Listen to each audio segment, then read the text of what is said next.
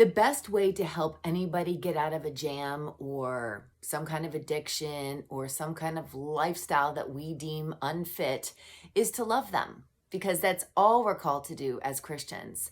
And I work predominantly with homosexuals, people that have complex trauma and or eating disorders, which is a product of sexual abuse. And the biggest offshoot from that, in my opinion, is homosexuality. I'm speaking for myself because I thought I was a lesbian for over 12 years. And it was because I went on autopilot throughout most of my life because I hadn't remembered what had happened to me as a child. So when we watch clips like I'm going to share, we have to do it with the understanding that fear, joy, anger, and sadness are four primary emotions that we actually filter our view of sex through. So we can look at sex from an angry perspective. We can look at sex from a fearful one, from a joyful one, and from a sad perspective. Because what we go through life, we bring to the table as a filter to how we deal with problems that trigger us in relationships. This video. So what do you think of Christians? Yeah, how about this?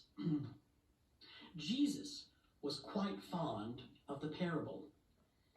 And believe it or not, I'm quite fond of Jesus. So why don't I just tell you one of my own, okay? Yeah.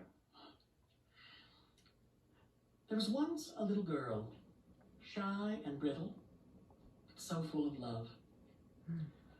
One morning she woke up and she realized she was in a cage. What kind of a lonely, sad place is that for a little girl?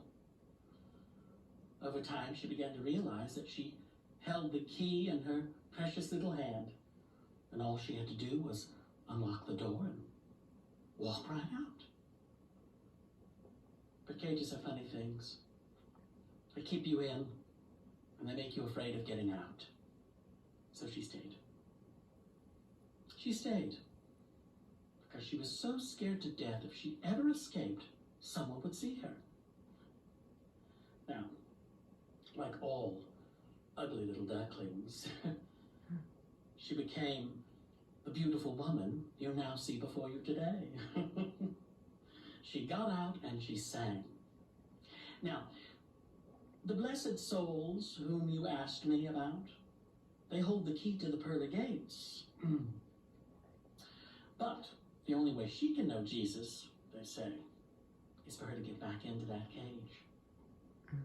They want her to go right back in, and they want to shove her in the corner.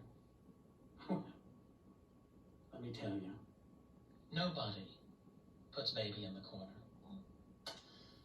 And as a believer, this clip should give us pause. It should absolutely have us extend grace and mercy for the things we don't understand. But I've lived from both perspectives, going through that, having an identity crisis, and then coming through on the other side because people loved me.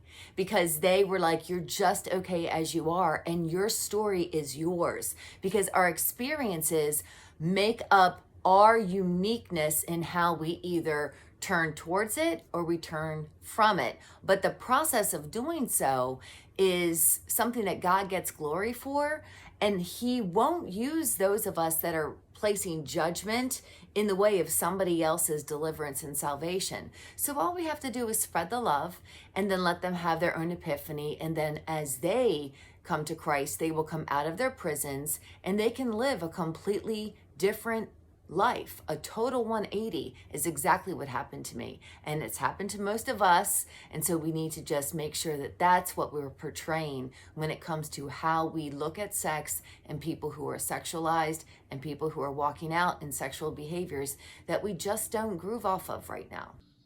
I noticed here on chapter 2, verse 1, it says, "Therefore you have no excuse, O man, whoever you are. When you judge another, for in passing judgment upon him, you condemn yourself."